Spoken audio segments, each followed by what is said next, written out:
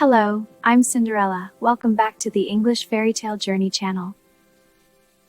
Today we'll be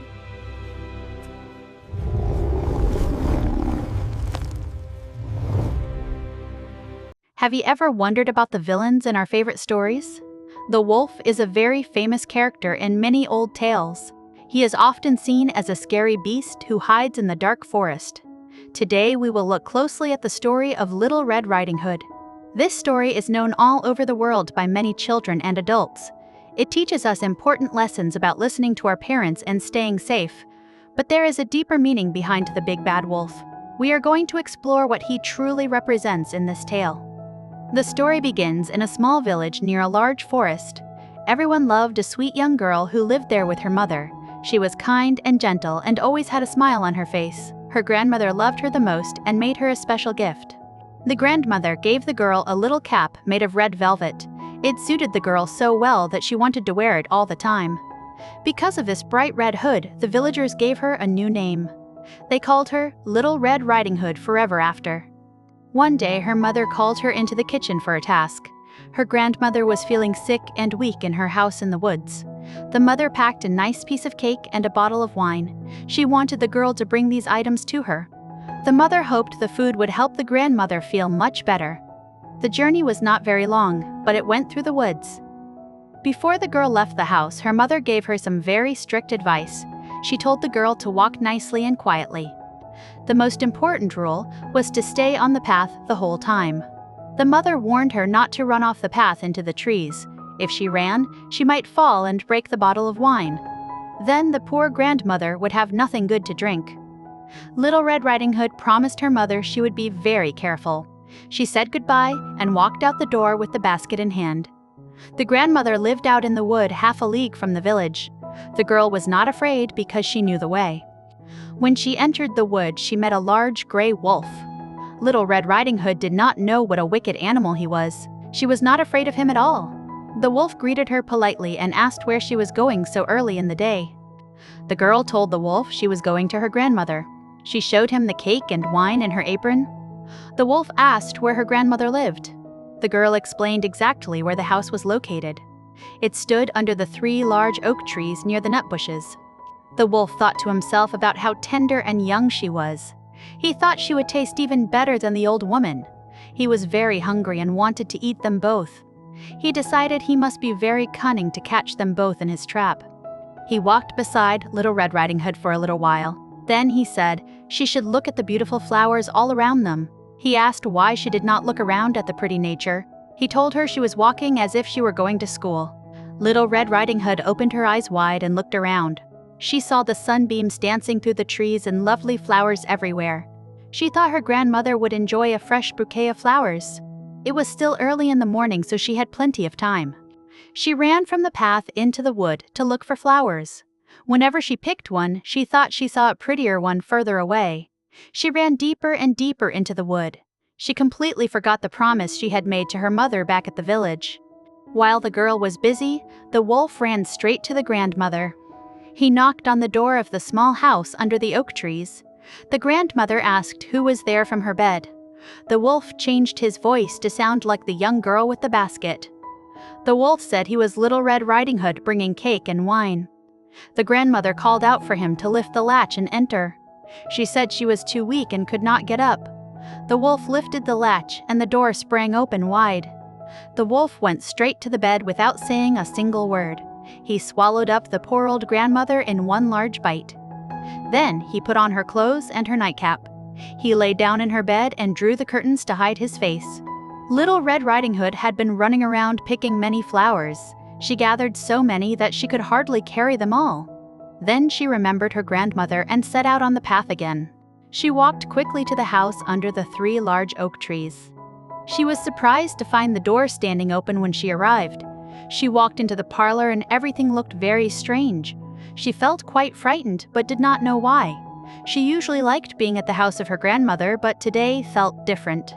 She went to the bed and drew back the curtains quietly. There lay her grandmother with her cap pulled far over her face. She looked very strange and different than usual. The girl asked why her grandmother had such big ears. The wolf said they were to hear better. The girl then asked why she had such big eyes. The wolf replied they were to see her better. Then the girl asked why she had such large hands. The wolf said they were to hug her better. The girl was very confused by these answers. Finally, the girl asked about her terribly big mouth. The wolf shouted that it was to eat her better. He jumped out of bed and swallowed poor Little Red Riding Hood. The wolf felt very full and satisfied after eating both of them. The wolf lay back down in the bed and fell asleep. He began to snore very loudly in the quiet house. A huntsman was just passing by the house at that moment. He thought it was strange that the old woman was snoring so loudly. The huntsman decided to go inside and see if she needed help. When he came to the bed, he saw the wolf lying there. He had been looking for this sinner for a long time. He raised his rifle to shoot the sleeping beast. Then he thought the wolf might have eaten the grandmother. He hoped she might still be saved from the belly of the wolf. He took a pair of scissors and began to cut open the stomach. He cut open the sleeping wolf very carefully. After a few snips, he saw a red hood shining through. He made a few more cuts and the girl jumped out. She cried out that it had been so dark inside the wolf. Then the old grandmother came out alive as well, but she could barely breathe. Little Red Riding Hood quickly fetched great heavy stones from the garden. They filled the body of the wolf with these heavy rocks. When the wolf woke up, he wanted to run away. But the stones were so heavy that he fell down dead. All three of them were delighted with this happy ending. The huntsman took the skin of the wolf home with him. The grandmother ate the cake and drank the wine. Little Red Riding Hood thought she would never leave the path again. Now we must look at what this story actually means. The wolf is not just an animal in this fairy tale. He represents the dangers of the unknown world. He stands for the strangers who want to hurt innocent children who do not know better. The village represents safety and the rules of society. The forest represents the wild and dangerous world outside our homes. When the girl leaves the path, she leaves safety behind. The path is the straight line of good behavior that keeps us safe. The red hood is also a very important symbol in this story.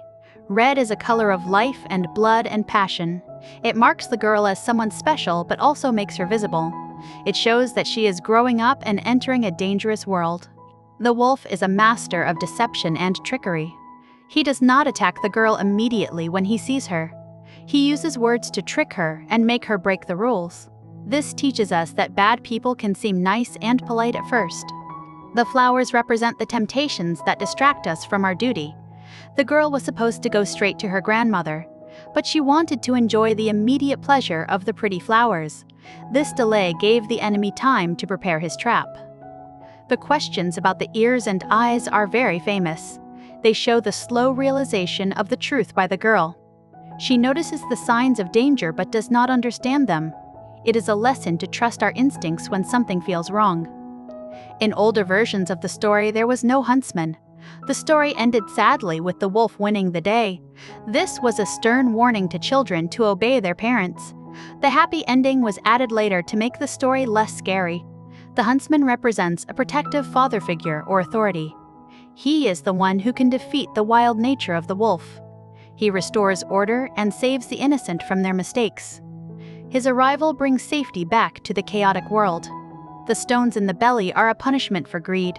The wolf was greedy and wanted to eat everyone. The heavy stones prevent him from escaping his fate. It is a classic example of justice found in many fairy tales. The story also teaches us about the loss of innocence. The girl starts the story naive and trusting of everyone. By the end, she has learned a hard lesson about trust. She is no longer the simple child she was at the start. We can also see the wolf as a symbol of greed.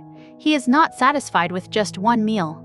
He wants everything for himself and plans carefully to get it. His greed leads to his downfall when he is too heavy to run. The mother represents wisdom and experience in the story. Her warning was correct and would have saved the girl. The story validates the advice of elders. It shows that rules are often there to protect us from harm. This tale has been told for hundreds of years. It originated in Europe before it was written down. Peasants told it to warn their children about the woods. Real wolves were a genuine danger in those times. The woods were places where people could easily get lost. There were bandits and wild animals hiding in the shadows. The story used the wolf to embody all these fears. It made the danger easy for a child to understand. Today, we do not fear wolves in the same way. but we still teach this story to our children. The wolf now represents modern dangers like strangers. The core message of caution remains very relevant today. Learning English through these stories is very effective. The language is simple and the plot is familiar. You can focus on the vocabulary and sentence structure. It helps you remember words because they are part of a narrative. Notice the descriptive words used in the story. Words like wicked and cunning describe the wolf. Words like innocent and naive describe the girl. These adjectives help paint a picture in your mind. We also see many action verbs in the tale. Verbs like swallowed and snored and leaped are useful. They make the story dynamic and exciting to read. Try to use these words in your own sentences. Think about the moral of the story for yourself. Is it just about obeying your parents? Or is it about being aware of your surroundings? There are many layers to uncover in this classic tale. Next time you hear a fairy tale, think about the symbols. Ask yourself what the characters might represent. It makes the story much more interesting and meaningful. You will find wisdom hidden in the simple words. Thank you for joining us on this journey today. We hope you enjoyed learning about Little Red Riding Hood. It is a story that will live on for many more years. Keep reading and keep learning English. Remember to subscribe to our channel for more stories. We have many more fairy tales to explore together. Practice reading the script aloud to improve your speaking. See you in the next video.